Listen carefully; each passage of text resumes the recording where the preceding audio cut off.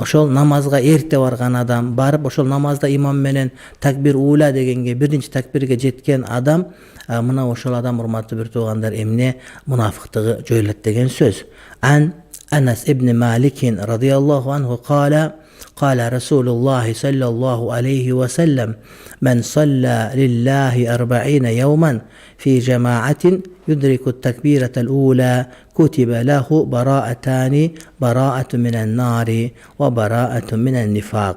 İmam et-Tirmizi rivayet kılgan жақшы hadiste, Hasan hadiste Hazreti Anas ibn Malik Peygamberimiz aleyhisselam rivayet kılıyor. Kimde deydi? 40 gün deydi. 40 gün cemaatga жетип, жамаатта такбир уулага кулак кагып кала турган болсо, бул адамга эки кутулуу жазылат дейт. Биринчиси бараату минен нар, тозоктон кутулуу, экинчиси ва бараату минен нифак, нифактык эки жүзүттөн кутулуу деди.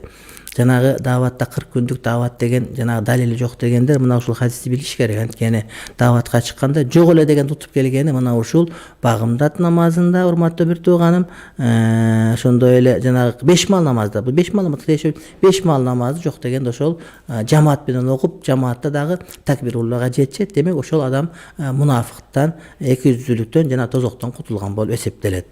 Ошондуктан мына ушул нерсе бул жакшы маселе, аны урматташ керек, сыйлаш керек, эмне кылышыбыз керек. Буга шарх берген алымдар айтат, урматтуу бир тууга Hazret Tibi айтат: "Ай юамминуху фид дунья ан я'мала амалал мунафиqi ау юваффикуху ли амал ахлил ихласи ва фил ахирати я'минуху мимма ю'аззабу бихил мунафиq ва яшхаду лаху би аннаху гайру мунафиq." Айтайын деген урматтуу бир туугандар, ошол дүйнөдө мунафыктар кылган амалдарды кылгандан сактап калат дейт.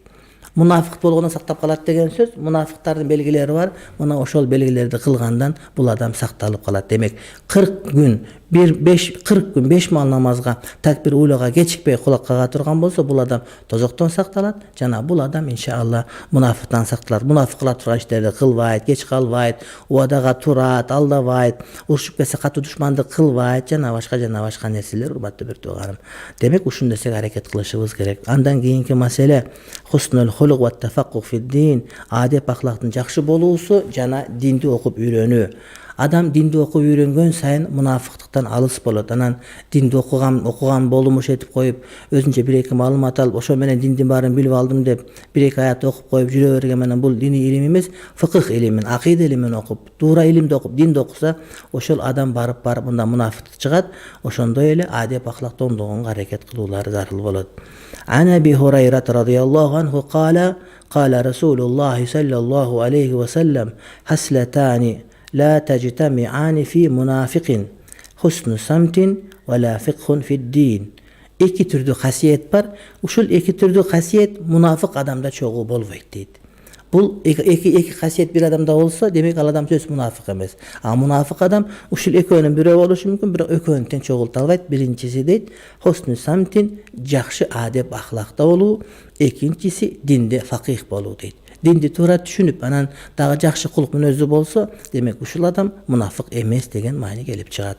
Ошондуктан эгерде балдарыбыз, өзүбүз, кыздарыбыз, бир туугандарыбыз мунафык болбосун дей турган болсок, адеп ахлактуу болгонго таргип берип, жана динде факих болгонго аракет кылышыбыз керек. Мына ошол адамдарды эки жүздүүлүктөн сактап калат, урматтуу бир туугандарым.